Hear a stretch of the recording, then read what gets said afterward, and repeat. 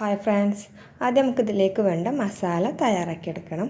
അതിന് വേണ്ടി ഞാനൊരു തക്കാളി, പിന്നെ 2-3 അല്ലി വെളുത്തുള്ളി, ഒരു പച്ചമുളക്, ഒരു ക്യാരറ്റ്, ഒരു ഉരുളൻകിഴങ്ങ്, 2 വലിയ ഉള്ളി, പിന്നെ കറിവേപ്പിലയും മല്ലിച്ചപ്പിൻ്റെ ഇലയും എടുത്തിട്ടുണ്ട് കേട്ടോ.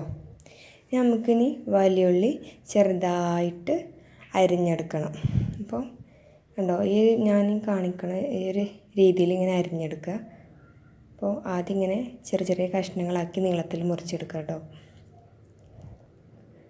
കണ്ടില്ലേ, ഇനി ഇത് ഈ ഒരു പരുവത്തിൽ ചെറുതാക്കി മുറിച്ചെടുക്കുക. ഇതുപോലെ എല്ലാം ഇങ്ങനെ ചെറുതാക്കി അരിഞ്ഞെടുക്കണം കേട്ടോ.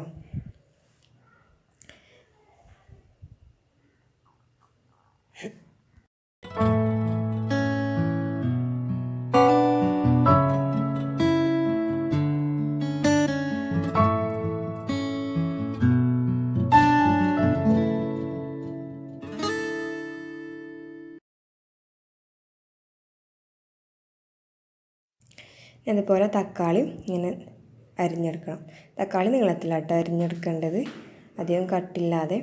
പിന്നെ ഉരുളൻകിഴങ്ങ് സ്ക്വയർ രൂപത്തിൽ കേട്ടോ, ചെറിയ ചെറിയ കഷ്ണങ്ങളായിട്ട് അല്ല, സ്ക്വയർ രൂപത്തിലാണ് അരിഞ്ഞെടുക്കേണ്ടത്.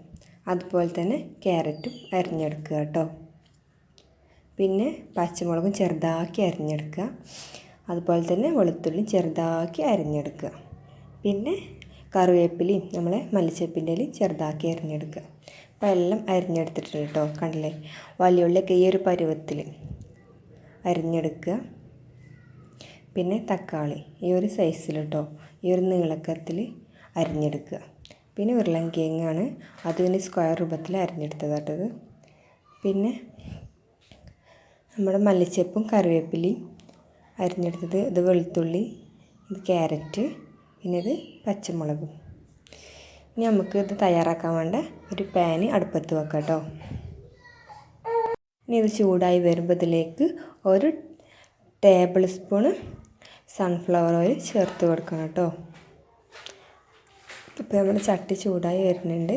നമുക്കിതിലേക്ക് നമ്മൾ സൺഫ്ലവർ ഓയിൽ ചേർത്ത് കൊടുക്കാം.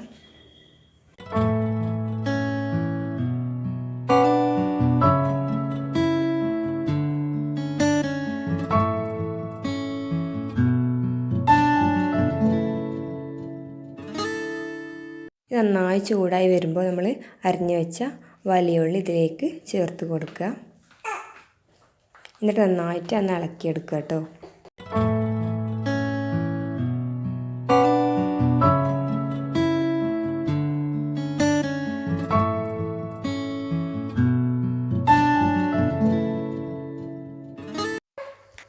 ഇതിലേക്കുള്ള ആവശ്യത്തിനുള്ള ഉപ്പും കൂടി ഇതിലേക്ക് ഇതോടൊപ്പം ചേർത്ത് കൊടുക്കുക കേട്ടോ.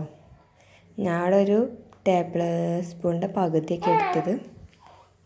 അപ്പോൾ നമുക്ക് ആവശ്യത്തിലുള്ള ഞാൻ എല്ലാ മസാലയ്ക്കും പാടുള്ളത് ഇപ്പോൾ തന്നെ ചേർത്ത് കൊടുത്തതാണ്. ഇത് നന്നായിട്ടൊന്ന് ഇളക്കി ചേർക്കുക കേട്ടോ. ഇതിലേക്ക് ഉരുളൻകിഴങ്ങും കൂടി ചേർത്ത് കൊടുക്കുക. പിന്നെ വലിയുള്ളിന്ന് അധികം വഴന്ന് കിട്ടേണ്ട ആവശ്യമൊന്നുമില്ല കേട്ടോ. ഒന്ന് ജസ്റ്റ് എല്ലാം ഒന്ന് വെന്ത് കിട്ടിയാൽ മതി. വലിയുള്ളി ആയാലും കിഴങ്ങായാലും തക്കാളി ആയാലും ക്യാരറ്റൊക്കെ ആയാലും ഒന്നൊന്ന് മുക്കാൽ വേവായാൽ മതി കേട്ടോ. ഇനി ഇതോടെ തന്നെ നമ്മൾ വെളുത്തുള്ളി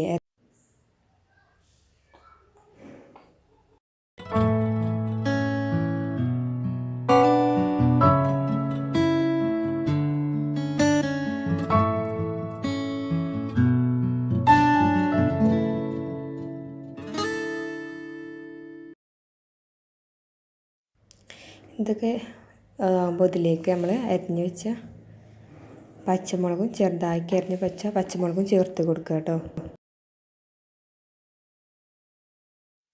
ഇതൊക്കെ നന്നായി വഴറ്റിയെടുക്കുക.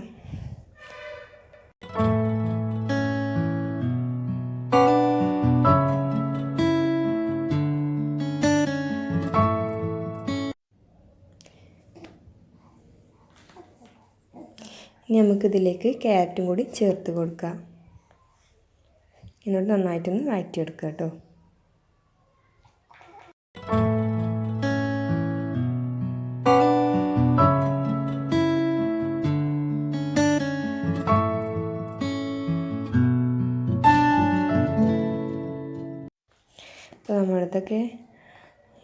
ഉള്ളിലേക്ക് ഏകദേശം വന്നിട്ടുണ്ട്. നമുക്കിത് കിഴങ്ങ് ഒന്നുകൂടി ആവാനെന്ന് തോന്നുന്നു. നമുക്കിതൊന്ന് അടച്ച് വെച്ച് വേവിച്ചെടുക്കാം കേട്ടോ.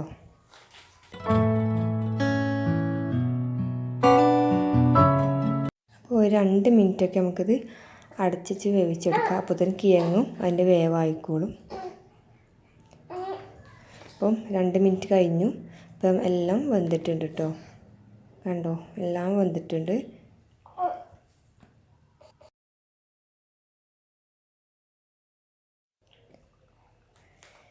ഇതിലേക്ക് നമുക്ക് ചേർക്കാനുള്ളത് തക്കാളിയാണ്. അതും കൂടി ഇതിലേക്ക് ചേർത്ത് കൊടുക്കാം കേട്ടോ. നന്നായി ചേർത്തിട്ടും നന്നായിട്ടൊന്ന് ഇളക്കി ചേർക്കുക. തക്കാളി ഉടഞ്ഞു പോകുന്നു വേണ്ട. അപ്പം ഇതുപോലെ 1/4 വേവൊക്കെ ആയാൽ മതി കേട്ടോ. 1/4 ഹാഫ് വേവ ആയാലും മതി.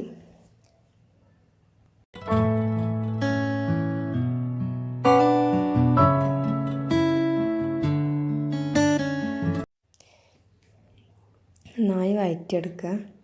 നമുക്കിതിലേക്ക് കുരുമുളക് പൊടി കൂടി ചേർത്ത് കൊടുക്കണം കേട്ടോ. അത് ഞാൻ അവിടെ 1 ടേബിൾ സ്പൂൺ ചേർത്ത് കൊടുക്കുന്നുണ്ട്. 1/2 ടേബിൾ സ്പൂൺ ചേർത്ത് കൊടുക്കുന്നുണ്ട് കേട്ടോ. ഇത് ചേർത്തിട്ട് നന്നായിട്ടൊന്ന് വഴറ്റിയെടുക്കുക കേട്ടോ. അപ്പോൾ നമ്മുടെ മസാല ഇവിടെ റെഡി ആയിട്ടുണ്ട്. അപ്പോൾ നമുക്കിനി ഇത് ഓഫ് ചെയ്യുന്നതിന് മുമ്പ് നമ്മൾ നേരത്തെ അരിഞ്ഞ് വെച്ച കറിവേപ്പിലയും മല്ലിച്ചപ്പിൻ്റെ ഇലയും കൂടി ചേർത്ത് കൊടുക്കുക കേട്ടോ. എന്നിട്ട് നന്നായിട്ട് ഇളക്കി ചേർത്തിട്ട് തീ ഓഫ് ചെയ്യുക.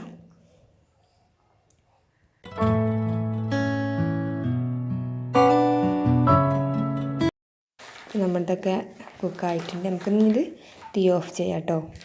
നമുക്കിത് വേറൊരു പാത്രത്തിലേക്ക് മാറ്റിയെടുക്കാം. ഇനി വേറൊരു ബൗളിൽ 2 മുട്ട പൊട്ടിച്ചെടുക്കുക.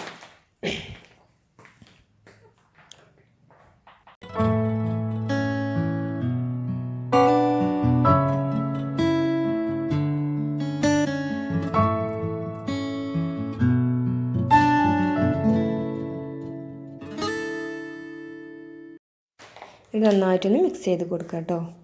ഈ സമയത്ത് തന്നെ ഇതിലേക്കുള്ള ആവശ്യത്തിനുള്ള ഉപ്പും കൂടി ചേർത്ത് കൊടുക്കണം. അപ്പോൾ അതിനുവേണ്ടി ഞാൻ ഇതിലേക്ക് 1/2 ടീസ്പൂണ് ഉപ്പ് കൂടി ചേർത്ത് കൊടുക്കുന്നുണ്ട്. എന്നിട്ട് നന്നായിട്ടൊന്ന് മിക്സ് ചെയ്തെടുക്കണം കേട്ടോ.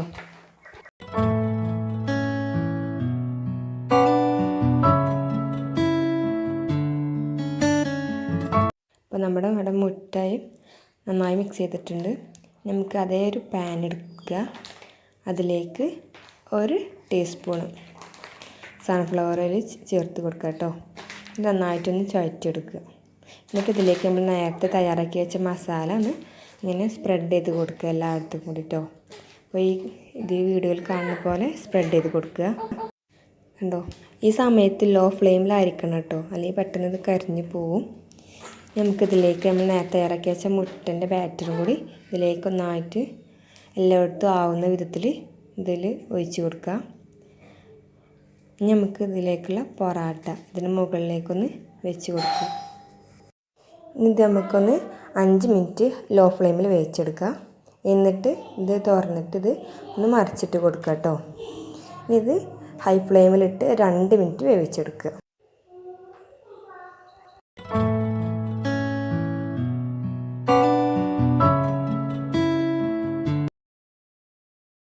നമ്മളിത് വേവിച്ചെടുത്തിട്ടുണ്ട്. ഇപ്പോൾ 2 ഭാഗം ഒരുപോലെ വെന്തിട്ടുണ്ട്. ഇത് മറ്റൊരു പാത്രത്തിലേക്ക് മാറ്റിയിട്ട് ഇതിൻ്റെ മുകളിലൂടെ ഇങ്ങനെ തൂമ്പ് സ്പ്രെഡ് ചെയ്ത് കൊടുക്കുക കേട്ടോ.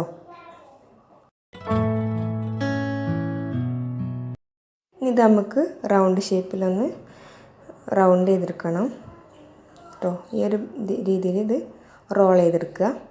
അപ്പോൾ നമ്മുടെ ഇവിടെ ഈ റെസിപ്പി റെഡി ആയിട്ടുണ്ട്. അപ്പോൾ എല്ലാവർക്കും ഇത് ഇഷ്ടപ്പെട്ടെന്ന് വിചാരിക്കുന്നു. ഇഷ്ടപ്പെട്ടാൽ ലൈക്ക് ചെയ്യുക, ഷെയർ ചെയ്യുക, പിന്നെ സബ്സ്ക്രൈബ് ചെയ്യാൻ മറക്കരുത് കേട്ടോ.